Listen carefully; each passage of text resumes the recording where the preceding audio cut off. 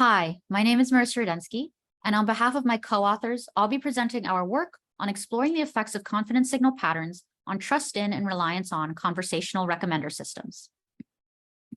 With respect to recommender systems, little work has investigated how the pattern of confidence signals from one recommendation to the next may impact trust in and reliance on the recommender. To address this question, we conduct a mixed methods Wizard of Oz user study with 30 participants to explore how a music conversational recommender's confidence signal pattern, communicated through a combination of natural language and color coding, impacts trust as well as reliance. Each participant received 2 confidence signal patterns in randomized order. One was always the baseline of no confidence signal. For 10 participants, the other pattern was accurate confidence signals. For another 10 participants, it was random confidence signals. For 5 more participants, it was static low confidence signals. And for the last 5, it was static high confidence signals. There were 3 confidence levels that the recommender could communicate. For low confidence, the signal was, I think you might like this song. For medium confidence, I think you would like this song.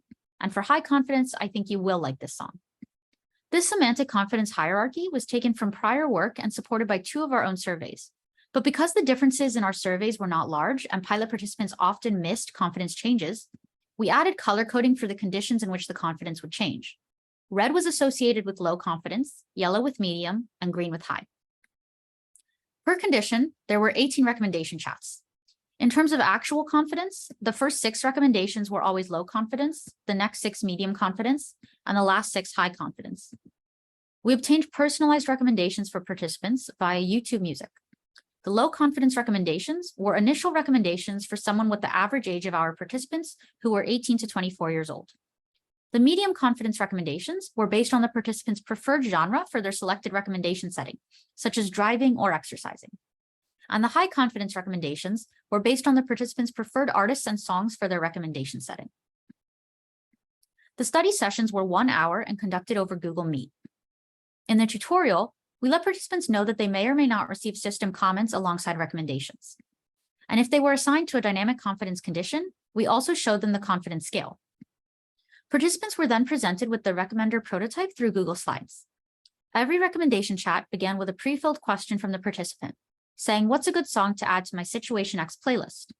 The recommender then responded with a confidence signal if it had one, followed by the recommendation itself. The participant then heard the first 15 seconds of the song. The participant rated their agreement with a 7-point Likert type statement, "I would enjoy listening to this song while in Situation X," and then said if they were not at all, somewhat, or very familiar with the song.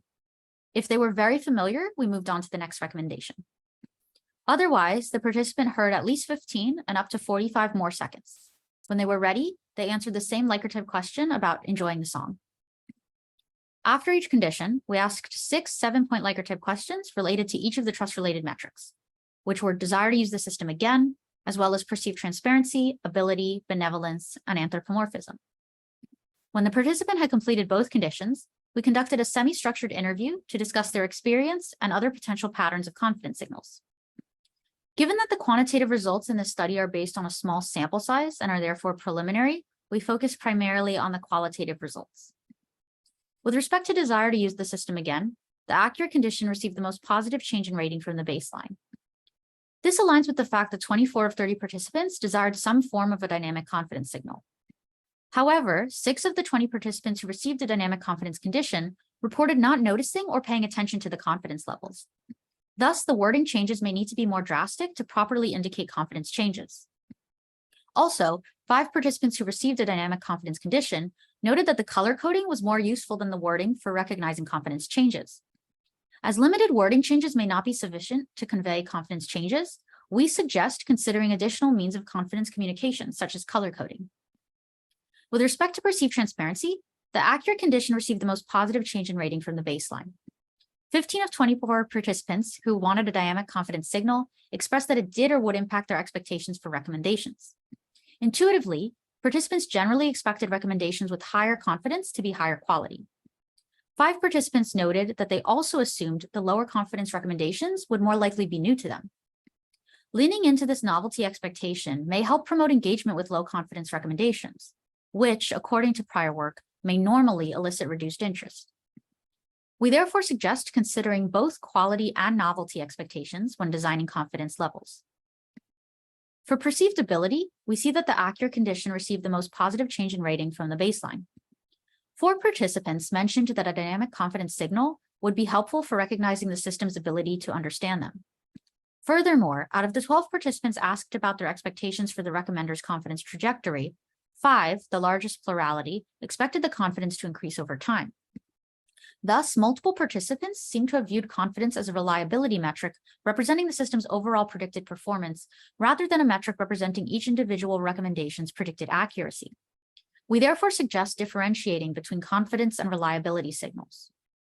For perceived benevolence, we see that the high condition actually received the most positive change in rating from the baseline, followed by the accurate condition.